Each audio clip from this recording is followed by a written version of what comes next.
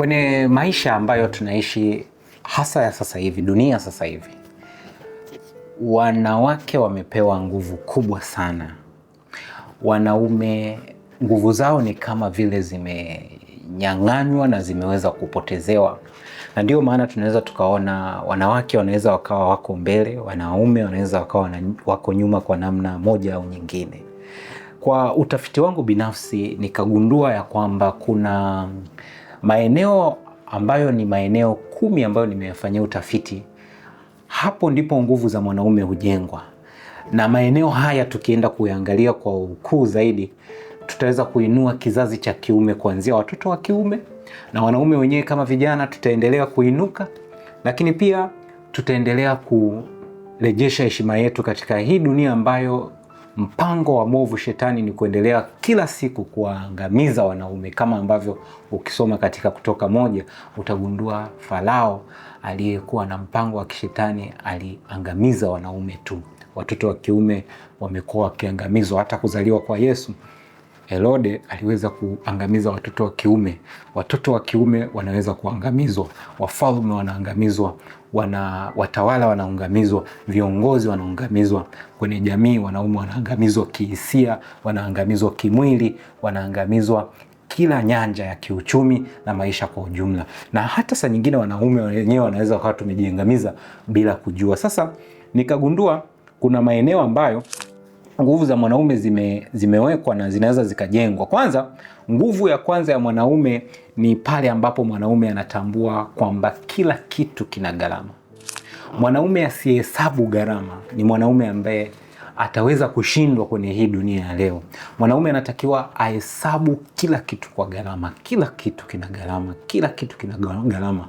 Mwanaume anaweza kujengwa kwa kuhesabu kila kitu kina gharama. Kwanza itampatia nafasi ya kuwa na nidhamu ya ndani, lakini pia itampatia uvumilivu, lakini pia itampatia heshima binafsi, kwa sababu nilikuwa nikisoma Yakobo wakati anataka kuoa. Kwenye kisa cha Biblia, Yakobo aliweza kukutana na mwanamke ambaye anampenda na akatoa gharama ya muda. Ni gharama ya muda na gharama ya kazi pia. Kwa hiyo mwanaume ambaye ataendelea kuundwa kwa kujua ya kwamba kila kitu ni kinaenda kwa gharama, huyo ni mwanaume ambaye ataweza kufanikiwa sana kwenye maisha. Na hata kama ni mzazi, mfundishe mtoto wako wa kiume kumtengeneza na kumwelekebisha na kumjenga kwamba kila kitu atakipata kwa gharama. Kila kitu duniani hakuna ambacho ni cha bure, kila kitu ni cha gharama. Lakini maeneo ya pili ambayo nguvu ya kiume ya mwanaume ambayo inaweza ikawa imejengwa ni kwamba mwanaume pale ambapo anakuwa na mtazamo wa kujitafutia na sio kutafutiwa. Pale ambapo mwanaume atajengwa na kuimarishwa, pale ambapo ataelewa ya kwamba kumbe kuna kutafuta badala ya kutafutiwa. Mwanaume ambaye ni imara ni yule ambaye anatafuta vya kwake na sio kutafutiwa. Tunaweza tukawa kama wazazi, tuna mali, tuna maisha, tuna vitu vizuri na tunaweza kuwalishisha watoto kama Biblia ambavyo inasema mtu mwema huacha urithi kwa wanawe. Lakini pia ni muhimu kuwatengeneza watoto pamoja na kuandalia urithi, kuwatengeneza kama vile kuyatafuta maisha yao. Nilikuwa nikisoma kwenye Biblia mtu mmoja ambaye alipewa urithi, haki ya urithi wa uzaliwa wa kwanza, ikiwepo ni kumiliki mali, ni kubeba heshima ya kiroho, ambaye ni Yakobo.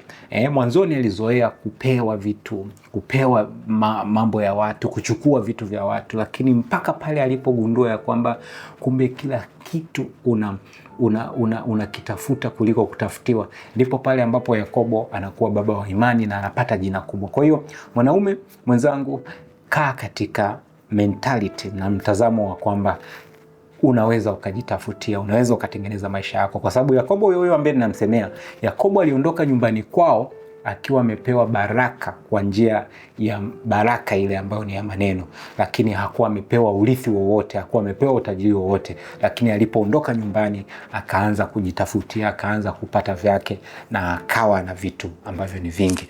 Nguvu nyingine ya kiume iko katika kuzoea kutatua matatizo.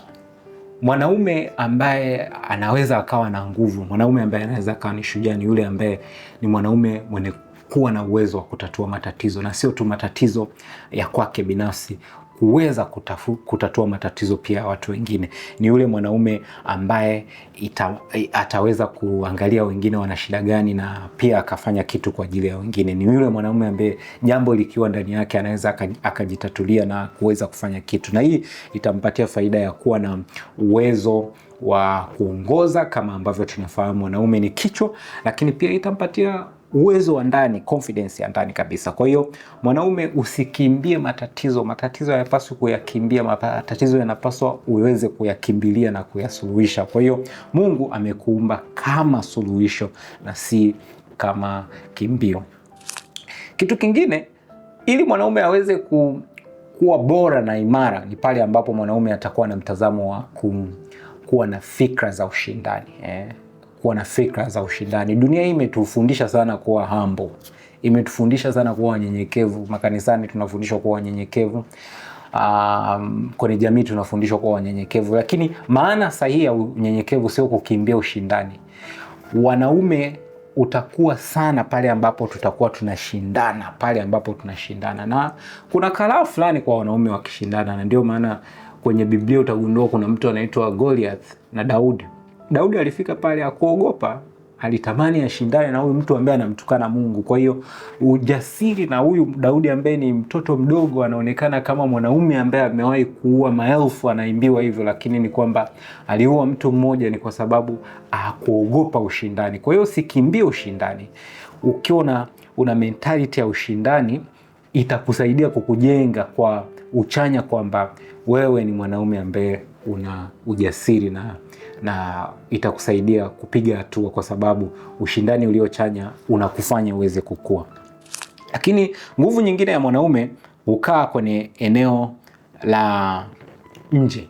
Ndio maana watoto wetu ni vizuri kuwashindanisha, kuwaweka kwenye michezo ambayo inashindanisha, ili waweze kuwa na hii nguvu ya ushindani, kwa sababu mtu anapopata ile reward, anakuwa namba 1, inampa motisha ya kufanya vizuri zaidi, au mwingine anaposhinda pia na yeye inampa motisha ya yeye na yeye kufanya vizuri zaidi. Kwa hiyo usiwe mtu wa kupotezea na kuchukulia kila kitu kawaida. Tabia ya ushindani inamtengeneza mwanaume kuwa bora, hasa pia kwa watoto tunapoendelea kuwashindanisha.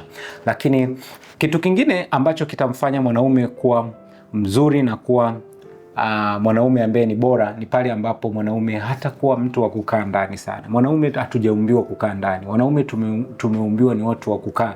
Ubora wetu uko nje zaidi. Ubora wetu utakuwa imara zaidi pale ambapo tutakuwa nje. Nowadays tunafanya kazi nyumbani, tuna magame yako nyumbani, na tunakaa ndani. Tunaweza kufanya mambo ambayo ni domestic activity, tunaweza kupika, kuosha vyombo, kufua, kufanyeje. Hayo ni mambo ambayo ni sawa na mambo mazuri, lakini ubora wa mwanaume zaidi upo pale katika kutoka. Mwanaume usikae sana ndani. Na ndio maana Yakobo, Biblia inasema yeye alikuwa anapenda sana kukaa ndani, kukaa na mama yake ndani. Anakuwa kama mtoto wa mama, anapika, anaelewa kupika, lakini halikuwa tu mtu wa kawaida, kwa sababu anasubiria baraka za wengine. Siku alipotoka kwao, akakimbia pale kwao, akaondoka pale nyumbani, akaenda huko nje, ndio Yakobo anakuwa mkubwa, leo hii ana taifa kubwa. Kwa hiyo mwanaume, toka. Waswahili huwa wanasema mtembea bure ni tofauti na yule ambaye anakaa bure. Usiache kutoka. Nenda ukajiexpose, nenda ukutane na marafiki, nenda ukaone fursa, nenda ukazunguke huku na huku. Usikae ndani sana mwanaume. Ubora wa mwanaume mwingine upo katika kujenga heshima zaidi ya kupendwa. Unajua siku hizi leo unashangaa kuna wanaume wanajisifu wanavyopendwa, wanavyotongozwa, wanavyovutia. My friend, mwanaume anatakiwa ajenge heshima katika utendaji, katika vitu anavyovifanya, katika vitu ambavyo vinatokeza. Acha mambo ya kufurahia kupendwa, uzuri, handsome. Hayo mambo yanatakiwa, sio sifa kwa mwanaume. Na hata huwa tunashauri, tunasema mwanaume anasifiwa kwa vitu ambavyo anavifanya. Usimsifie mwanaume wako eti you are handsome, sijui una muonekano mzuri, sijui ukoje. Msifie mwanaume kwa yale ambayo anayafanya, hata kama ni kidogo, msifie kwa hayo. Mwanamke tu msifie jinsi ambavyo alivyo, kwake inampatia kujiamini zaidi. Lakini mwanaume kumpatia nguvu, msifie zaidi katika kule kutenda, na kuliko kumsifia katika kuonekana. Na hata unakuta saa nyingine wazazi tunafanya makosa, unawasifia watoto wako, my handsome boy. Makosa hayo, msifie zile kazi, namna ambavyo mtoto anafanya.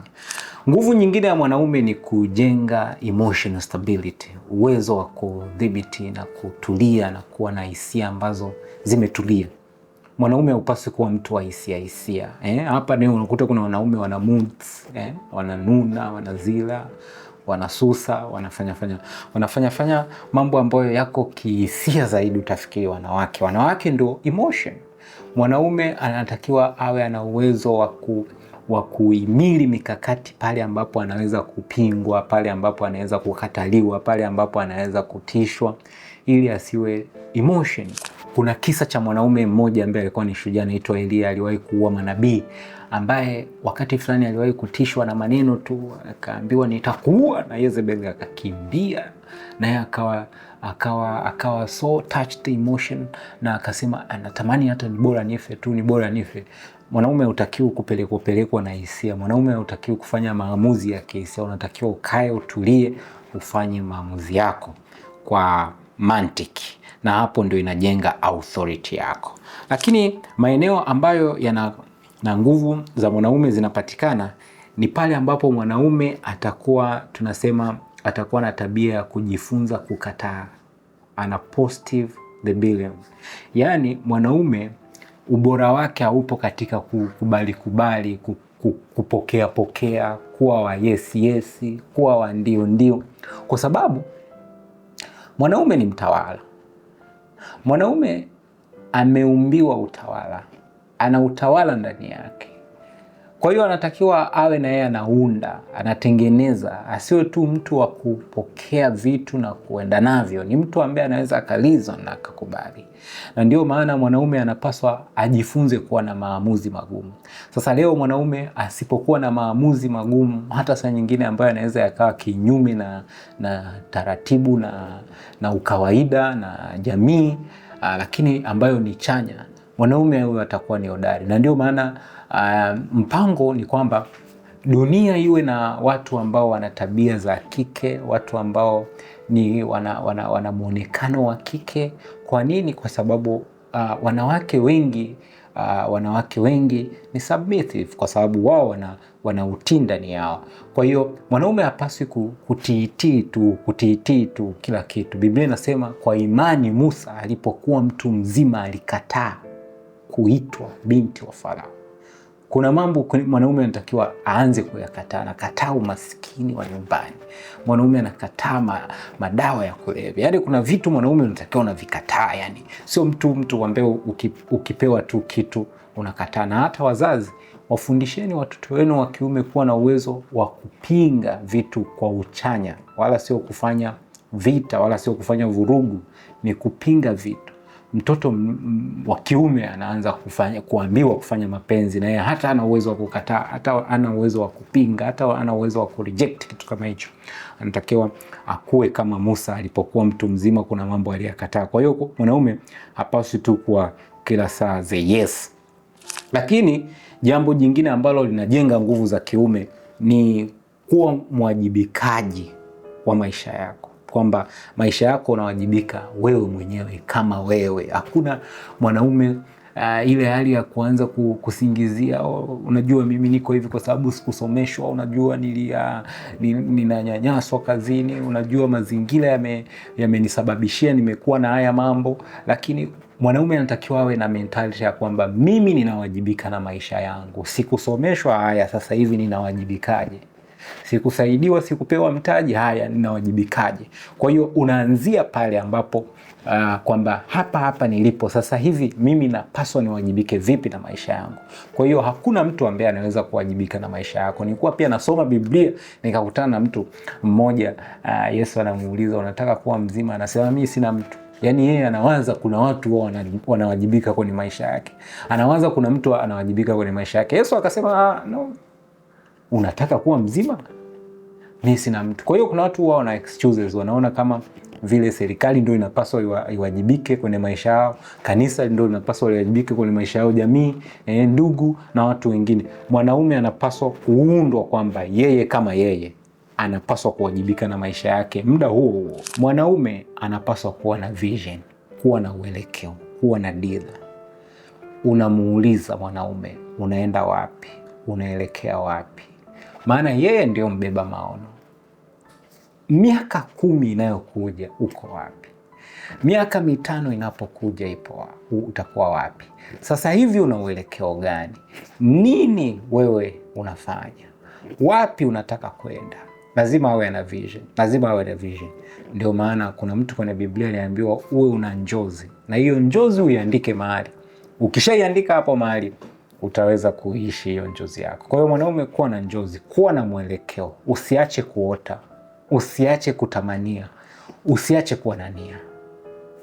Sijui ni eneo gani unadhani linaweza likamjenga mwanaume hasa katika maisha ya leo. Ningependa uniandikie hapo chini na mimi nikaendelea kujifunza pamoja na wewe. Mungu na akubariki.